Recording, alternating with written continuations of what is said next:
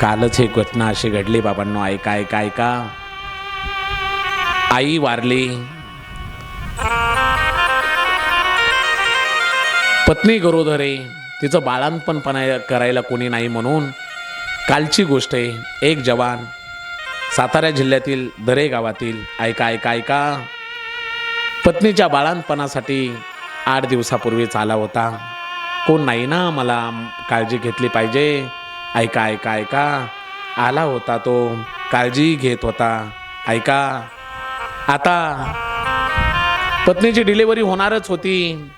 काही कामासाठी या ठिकाणी बाहेर चालला होता. तेवढ्यात भरगाव वेगाने एक गाडी आली आणि ॲक्सिडेंट झाला. ऐका ऐका ऐका ऐका, मुलगी जन्माला आली होती. इकडं 1 तास संपला, 2 तास संपला, 3 तास संपले, 4, 5, 6, 7 आणि प्राण गेला होता. ऐका ऐका ऐका, दरेगावचा प्रमोद जाधव कालच शहीद झाला.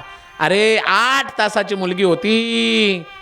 त्या मुलीने काय हो, 8 तासाच्या मुलीने आपल्या देशासाठी जगणाऱ्या बापाचं अंतदर्शन काल घेतलं, शेवटचं दर्शन काल घेतलं. किती भयानक गोष्ट आहे हो बाबांनो.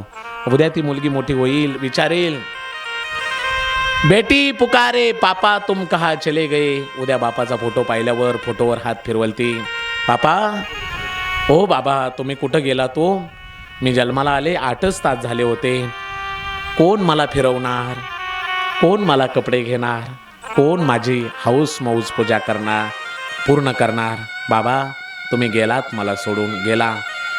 मम्मी दादी दादा सब रोते हैं, तुम कहाँ चले गए, तुम कहाँ चले गए. सर्वस्व आपलं देशासाठी अर्पण करतो, कुटुंबाचाही विचार करत नाही. तो जवान असतो, त्याची आठवण काढायला विसरू नका बाबांनो.